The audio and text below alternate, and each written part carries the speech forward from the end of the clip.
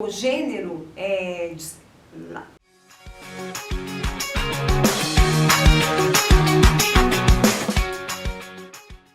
Oi pessoal, hoje nós falaremos com vocês a respeito do PAC Unicentro. O PAC é um processo seletivo seriado que acontece com os alunos de ensino médio do primeiro, segundo e terceiro ano.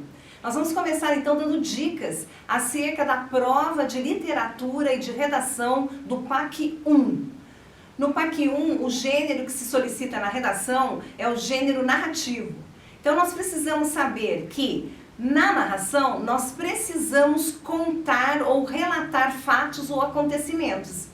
Nós precisamos criar um fato e esse fato precisa ter um conflito, que é a parte principal da narração, é o conflito. Há alguns elementos que são essenciais num texto narrativo. Por exemplo, eu preciso de alguém que desenvolva esses acontecimentos ou participe desses acontecimentos, que são os personagens. Esses personagens vão estar inseridos dentro de um espaço e também vão desenvolver essas ações dentro de um tempo. Além disso, nós precisamos de alguém que nos conte, que nos narre esse fato. No caso, o narrador. Então, dentro de um aspecto narrativo, nós precisamos de personagens, do tempo, do espaço e do narrador. O narrador, vocês precisam prestar bastante atenção no enunciado da prova, porque ele pode ser um narrador de primeira pessoa, o chamado narrador personagem. É aquele narrador que vai contar algum fato que aconteceu com ele.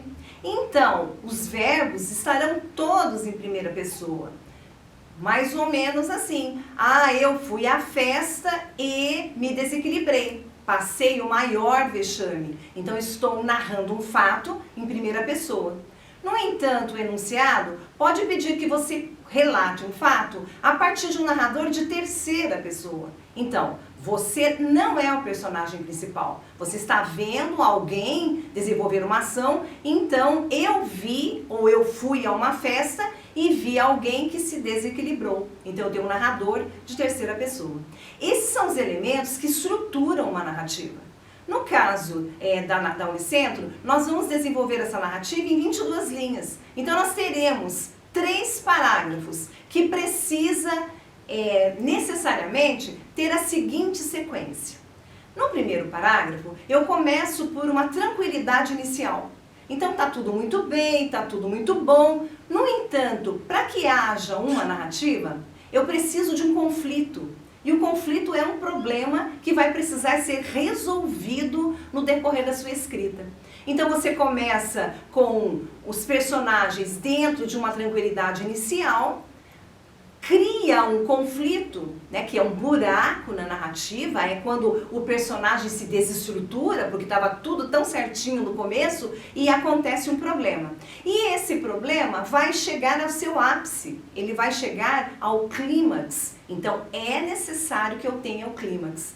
Por pior que seja esse problema, por mais trágico que seja esse problema, ele precisa ser resolvido. Então nós vamos ter o desfecho.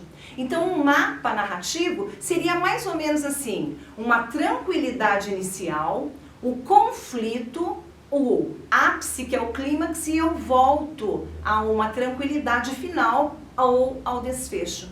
Se você, por um acaso, não se enquadrar dentro dessa estrutura, o seu texto não vai estar dentro daquilo que se espera de um gênero narrativo. Agora, na sequência, nós vamos falar um pouquinho sobre literatura. O programa de literatura para o PAC 1 da Unicentro, ele pede que o aluno tenha conhecimento acerca de 3 escolas literárias. A primeira escola é a escola barroca. O barroco, então, acontece no Brasil no século XVII. É a primeira escola necessariamente brasileira, ela pertence à era colonial. E é uma escola marcada por uma palavra que vocês não podem esquecer, que é os contrários, a fusão dos contrários.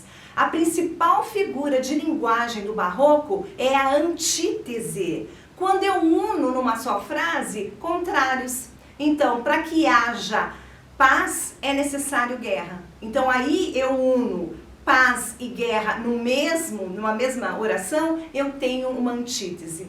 Além disso, outra característica que a escola barroco privilegia é o exagero.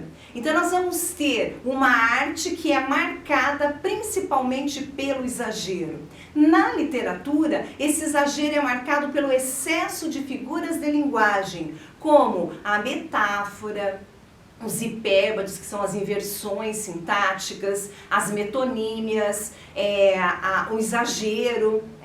Então, é necessário que quando eu me deparar com um texto que tenha na sua forma, maior parte, sonetos, 2 quartetos e 2 tercetos, que tenha muita antítese, contrários, e tenha um tom eloquente, um tom exagerado, eu tenho um texto barroco.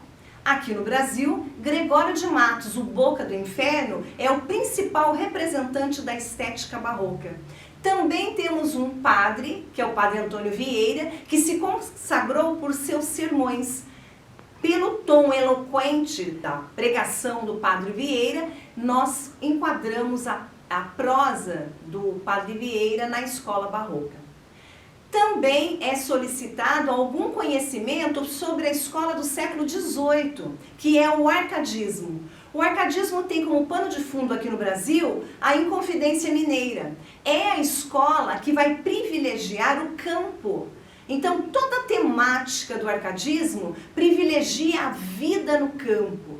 Os poetas se auto-intitulam pastores. Ficam pastoreando, ficam observando essa natureza. E aí, uma obra bastante significativa desse período se chama Marília de Dirceu.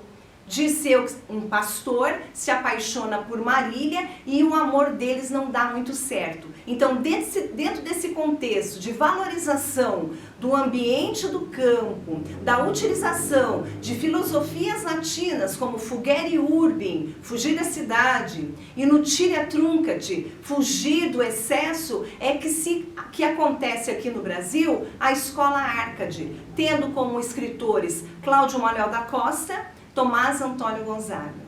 Também é solicitado que você saiba sobre o romantismo brasileiro.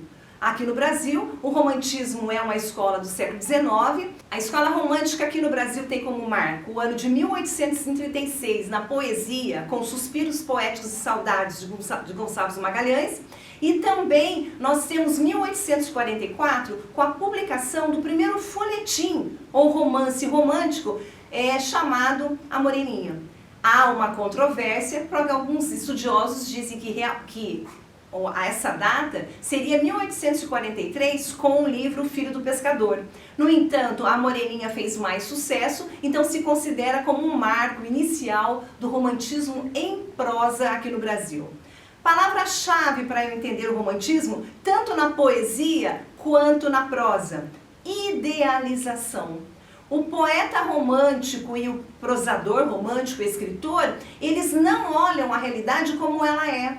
Eles idealizam-se a realidade. Então surgem grandes mocinhas, lindas, maravilhosas, com um coração muito bom, e homens de um caráter bastante conservador, muito corajosos, né? Então, diante desse cenário idealizado, é que surgem os folhetins românticos. E é a partir desse viés que a gente vai falar sobre a obra solicitada para leitura do PAC 1, que é Memória de um Sargento de Milícias.